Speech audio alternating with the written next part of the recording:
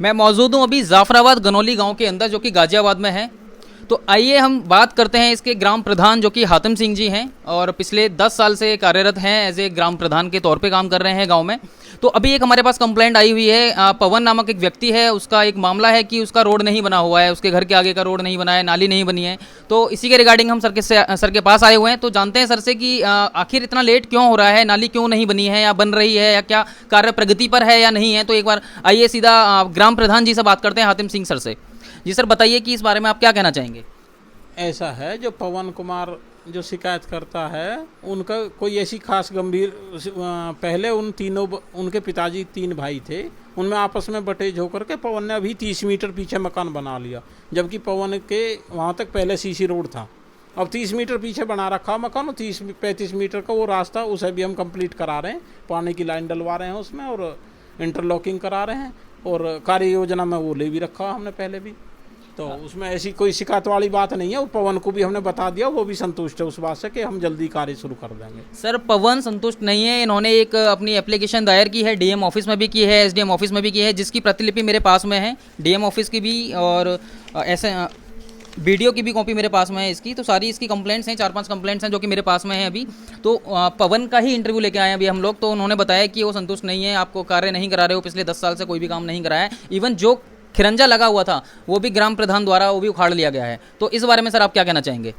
नहीं, कोई ऐसे कोई ना ग्राम प्रधान ने पाड़ा, खरंजा उखाड़ा तो उन्होंने उखाड़ा है। वो सब नीचे जो 2-3-4 फुट जो उन्होंने अपने मकान में भराव कराया, वो बताता रहा हूँ मैं। अभी उनकी आपस में बटेज हो करके तीनों भाइयों का अलग अलग मकान बने। अभी पवन ने नया मकान बनाया, नया ही भराव कराया, उसमें अब जो है काम शुरू हो जाएगा, पानी की लाइन डल करके और इंटरलॉकिंग का कार्य शुरू हो जाएगा। तो सर कब तक उम्मीद है कि कब तक आपके कितने समय लगेगा, कार्य प्रगति पर है तो कितना समय लगेगा, जो कि उसकी जो प्रॉब्लम है जो सॉर्ट आउट होगी, नाली बनेगी या रोड बनेगा, उस बारे में क्या कहना चाहेंगे। जैसा कि 5,20,000 रुपये की लागत से आपका अनुमानित जो आ रहा है लागत, जो आपने शाइन बोर्ड पर भी दिखाई हुई है गाँव के बाहर, तो 5,20,000 रुपये में वो कब तक बनेगी सर, क्या कहना चाहेंगे इस बारे में। ना 5,20,000 रुपये होते हैं, ये जो कार्य योजना की अनुमानित लागत लिखी होती है, ना ऐसे लिखने से कोई पैसा आता है। जब किसी रोड का निर्माण करते हैं, उसकी पहले एस्टीमेट बनता है। एस्टीमेट बन करके उसके जब रास्ता कंप्लीट हो जाता है, जो भी हम अब जो काम हो रहे हैं ई ट्रेंडिंग के माध्यम से हो रहे हैं, जिस भी फर्म पे वो टेंडर जाता है उसमें सब जेई वगैरह सब जो मानक के आधार पर कार्य होते हैं, सारे गांव में कार्य हो रहे हैं बहुत अच्छे ढंग से, और उनमें किसी तरह की कोई दिक्कत ना हो। लगभग 1 माह में वो भी कार्य हो जाएगा। लगभग आपका कहने का मतलब है कि 1 महीने में उसकी जो शिकायत है वो दूर हो जाएगी।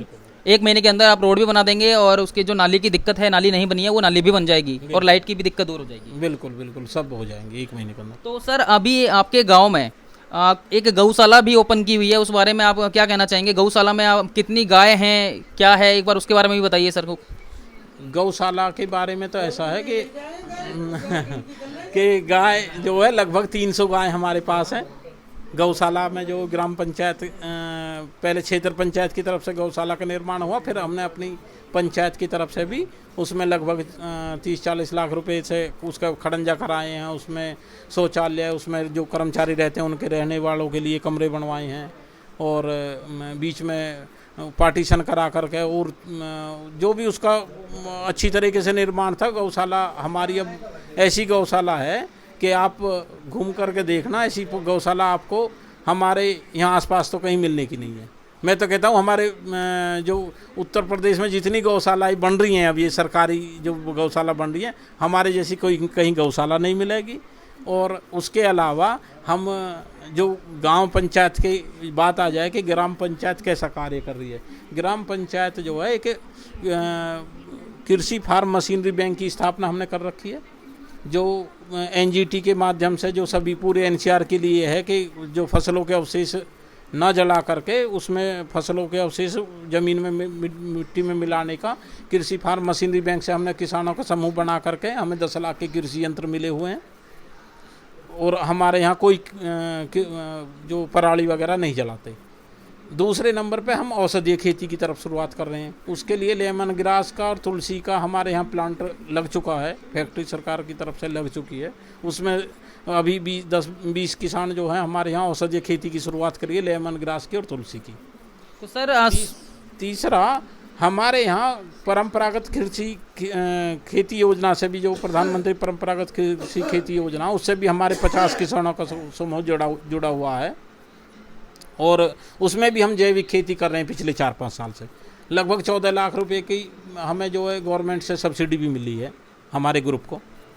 और एक मृदा स्वास्थ्य कार्ड, लगभग 680 किसानों के हमने मृदा परीक्षण जो होता है वो 680 किसानों को हमने मृदा स्वास्थ्य कार्ड दिलवाए हैं, जो अपनी मिट्टी की जांच कर लिया, अपने अपने खेत में किस पोषक तत्व की कमी है उसी को किसान डाले, और किसान को हर तरह की जानकारी हो।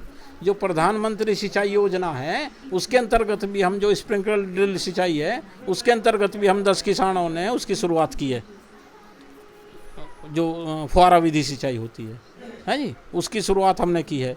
तो लगभग हमारे यहाँ जो और भी आगे हम जो है एक दूध का प्लांट हमारे यहाँ लगने के लिए जा रहा है, पशु पेट के आयोजन का हमारे यहाँ गांव में इंतजाम हो रहा है। तो जिससे हमारे यहाँ 10 कम से कम 15 महिलाओं के समूह, लगभग 150 महिला गांव की समूह के माध्यम से जुड़ी हुई हैं।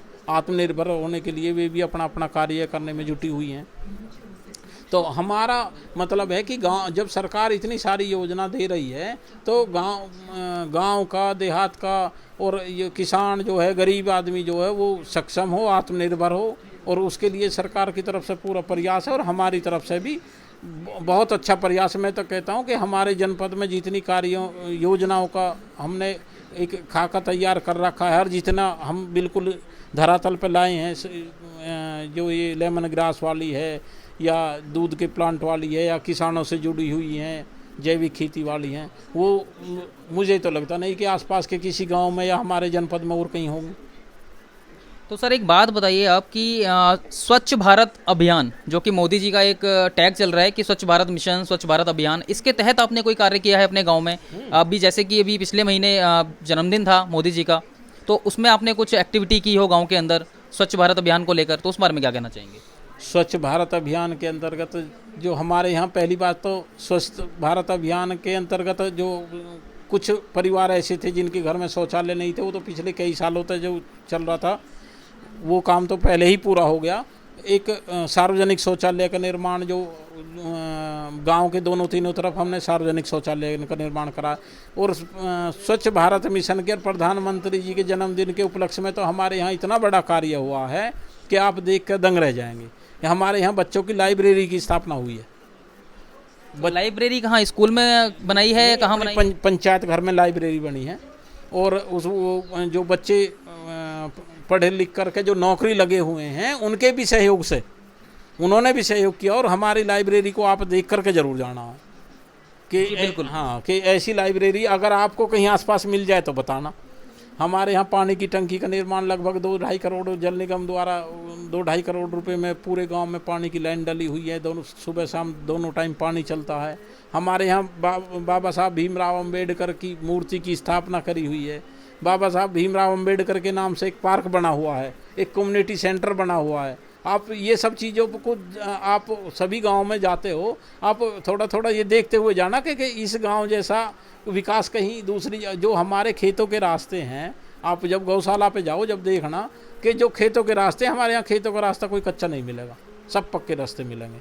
बच्चों के लिए 1600 मीटर का एक ट्रैक का निर्माण किया जो दौड़ लगाने के लिए, कि बच्चे दौड़ लगाएं, उस पर प्रैक्टिस करें। उस पर लाइट का इंतजाम है, उस पर पेड़ लगवाए हैं, उस पर झंडे लगवाए हैं, उस पर चारों तरफ हमने पूरा ट्रैक 1600 मीटर का ट्रैक तैयार किया है।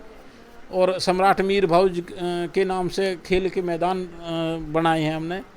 आप थोड़ी थोड़ी नज़र, जब आप कहीं जाते हो तो एक मिसाल के तौर पे थोड़ी थोड़ी हमारे ये फ़ोटो ज़रूर लेके जाना, हमारी लाइब्रेरी का, हमारे पानी की टंकी का, हमारे आंगनबाड़ी का, हमारे स्कूल का, और हमारे जो मैं बता रहा बाबा साहब भीमराव अम्बेडकर कम्युनिटी पार्क, उसका सेंटर का, बाबा साहब भीमराव अम्बेडकर पार्क का है जी। आपको ये जो मेन चीज़ है जो हमने, या जो लेमन ग्रास का प्लांट लगाया उसका, या गौशाला का, आप ये 10-5 चीज़ें ज़रूर ले, या खेल के मैदान का, ये ज़रूर ले करके आपको हमारे यहाँ मंदिर, स्कूल, कैसी सुविधा हैं, बच्चों की लाइब्रेरी, अगर आपको ये आपको, मैं तो ये कहता हूँ कि एक मिसाल के तौर पे लेके जाओ।